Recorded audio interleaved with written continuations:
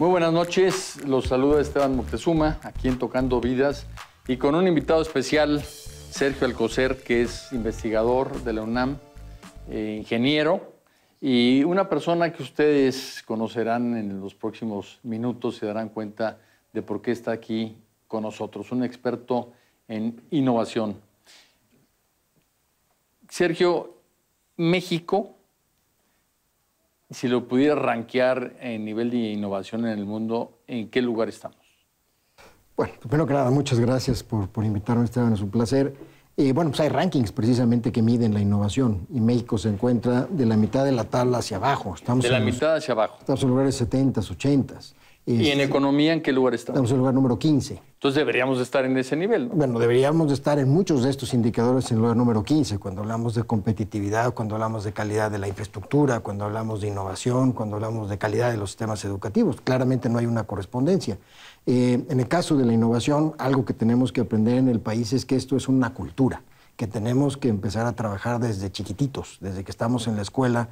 A los niños debemos de enseñarles no innovación, sino buscar que sean más creativos, promover. ¿Por qué no nos dices de manera muy rápida una definición de innovación para que todo el mundo entendamos a qué nos estamos refiriendo? ¿Qué es innovación? La innovación se concibe como la aplicación de nuevo conocimiento o de conocimiento existente para la solución de un problema de una manera distinta, de una manera innovadora y novedosa. Entonces, digamos, nosotros nos comunicábamos vía telefónica por medio de cables. A alguien se le ocurrió que podría utilizarlo a través de las ondas y eso desarrolló el teléfono celular. Bueno, esa es una innovación porque permite resolver un tema, en este caso la comunicación, de una manera distinta, que es a través de la telefonía celular, a través de no de cables, digamos.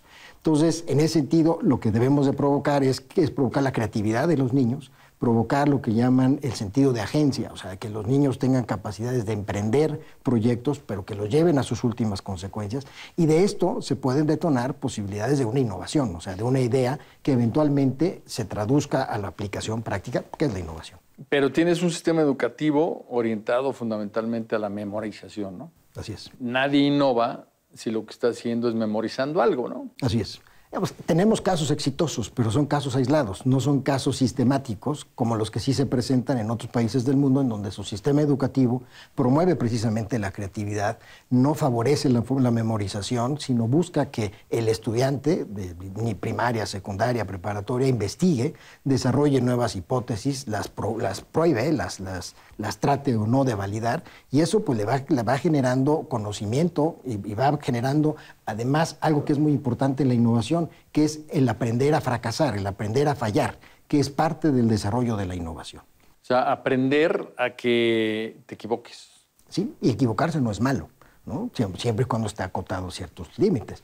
Pero veamos, sin aventarse como el Borras. Una de las frases tradicionales que hay en Silicon Valley, que es, digamos, la cuna de la innovación en los temas tecnológicos, es que el que no haya fallado y no haya fracasado no es considerado para ser apoyado en una propuesta que ha presentado. Porque esto ya le ha permitido probar cierta serie de hipótesis, le ha permitido aprender y esto pues hace que las probabilidades de un fracaso segundo o tercero cada vez vayan reduciendo. Pues dicen lo mismo los jinetes, dicen el que no se ha caído es porque no monta a caballo, ¿no? Pues sí, en efecto. Oye, ¿hay muchos mexicanos en Silicon Valley? Hay varios, hay una buena cantidad de mexicanos que están allá, que no han tenido posibilidades de desarrollarse en México porque no hemos logrado implantar todo el ecosistema perfecto. Se han hecho grandes esfuerzos en los años pasados, en esta propia administración. Sin embargo, todavía nos falta caminar más en robustecer la operación de un llamado ecosistema de innovación. Silicon Valley lo tiene, sin duda, perfeccionado o de los más avanzados en el mundo, y esto ha hecho que muchos de nuestros compatriotas se vayan allá, sobre todo jóvenes muy inquietos y que generan ideas, pues que encuentran oportunidades en Silicon Valley. No solamente es un tema de ecosistema o de facilidades tecnológicas, sino que tengas un Estado de Derecho que funcione, ¿no? Estaba yo leyendo que la mitad de los investigadores y de los new starters que están trabajando ahí en Silicon Valley son extranjeros, son inmigrantes. Entonces alguien le decía a Donald Trump que realmente el cambio y la innovación en Estados Unidos está haciendo por inmigrantes, ¿no? Así es, el mayor porcentaje de nuevos negocios en los Estados Unidos, de todo tipo, incluyendo los más innovadores, provienen de los grupos migrantes, muchos de ellos de origen hispano, y dado que hay 2/3 partes de origen hispano mexicanos, pues fuertemente controlados por mexicanos, ¿no? ¿Y qué se está haciendo en México para impulsar la innovación? Miren, en el caso de la innovación hay varias patas. Por un lado está el CONACYT, que promueve proyectos relacionados con innovación, que tiene, digamos, estímulos asociados a esto, en donde hay una participación o un interés porque participe el sector privado. Y esto con el ánimo de que la investigación en México no se concentre tanto como ha sido en el pasado en las universidades, y particularmente en los centros públicos de investigación, sino que participe mucho más el sector privado. Por otro lado está el INADEM, que depende de la Secretaría de Economía, que tiene una serie de programas que igualmente estimulan la generación de nuevas empresas y sobre todo aquellas de base tecnológica, para los cuales con países varios, Estados Unidos uno de ellos, Canadá y otros, han establecido convenios de colaboración para aprender las mejores prácticas.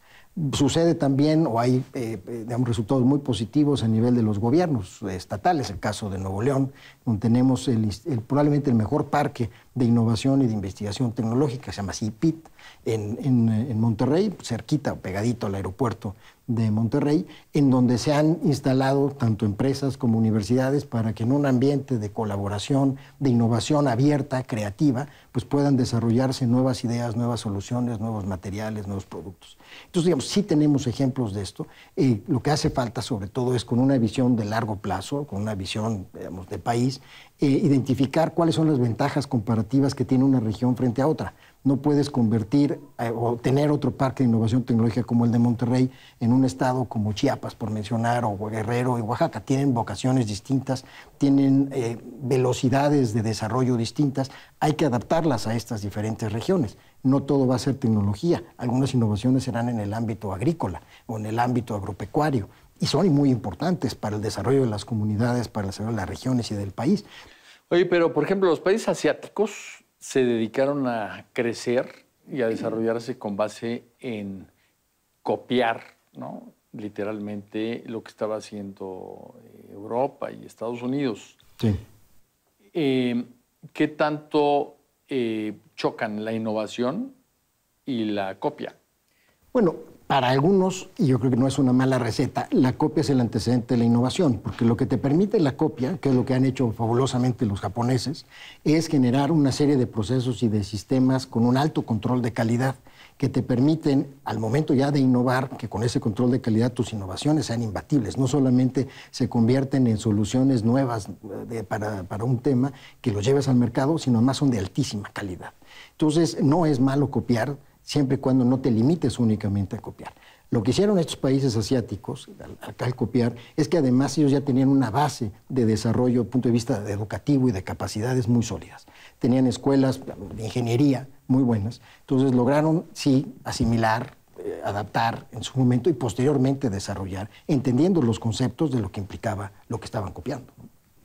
Fíjate que hay un programa que se llama Diseña el Cambio, que conozco muy bien porque lo estamos apoyando en más de 10,000 escuelas públicas, en donde se le dice a los niños, tienes 4 palabras. Piensa, imagina,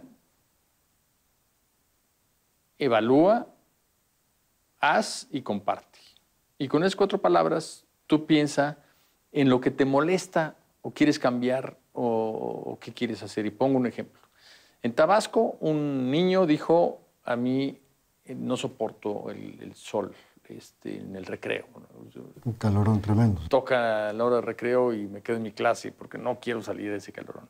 Me gustaría que hubiera una palapota en el patio. Entonces imaginó una palapa.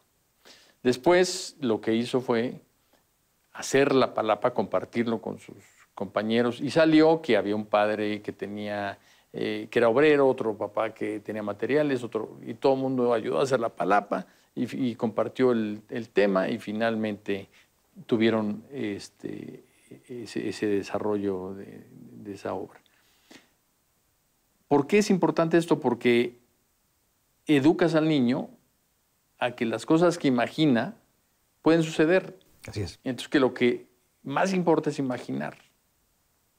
Y no necesariamente que lo que más importa es quejarte del calorón que había y de que no había una palapa, ¿no? Entonces, yo sí creo que en el sistema educativo podría haber fórmulas muy simples para ir generando este espíritu que tú mencionabas hace un momento de innovación. Sí. ¿Cómo podemos conectar? por ejemplo, todo lo que tú haces en la UNAM, lo que hace la empresa, con la educación básica? Mira, yo creo que primero tenemos que empezar en el caso de las universidades por promover una cultura de la innovación en nuestras propias universidades, lo cual implica promover que nuestros estudiantes tengan iniciativas como la que mencionas, pero que tengan la acabativa, o sea, que no se limiten únicamente a la idea sin que lo construyan, lo desarrollen y lo prueben. Y en la medida que esto podamos hacerlo, podemos utilizar a los jóvenes que participen, y digo utilizar en el buen sentido, como prestadores de servicio social, para que lleven este tipo de metodologías a las escuelas primarias y secundarias. Hay metodologías como la que tú mencionas, que son verdaderamente muy robustas y que se utilizan en las grandes firmas, digamos Google y este tipo de empresas que sobreviven gracias a la innovación, pero que no se dan simplemente porque a alguien se le ocurrió, que a veces sucede, sino hay todo un proceso para el cual se pueda desarrollar la innovación. Y necesitas gente que haya hecho innovaciones para que entienda lo que es una innovación. Por eso es importante tener mentores. Y los mentores podrían darse si es que las universidades, en un gran movimiento dentro de las universidades en el país, especialmente las públicas, lográramos tener un grupo que pueda servir de mentores a los niños de primaria y de secundaria, y también de mentores a los propios profesores de primaria y secundaria, a los cuales hay que ir, digamos, abriéndole los ojos de las enormes oportunidades que tiene la innovación para que su docencia, para que la transmisión de su conocimiento sea distinto, en un proceso en donde además cada vez se depende menos del profesor.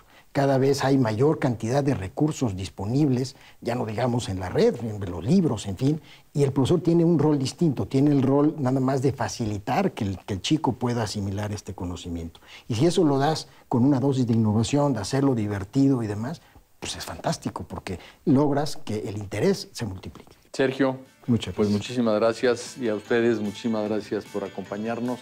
Esperemos que esta conversación les lleve a reflexionar poco, porque la hora ya nos obliga a dormir también.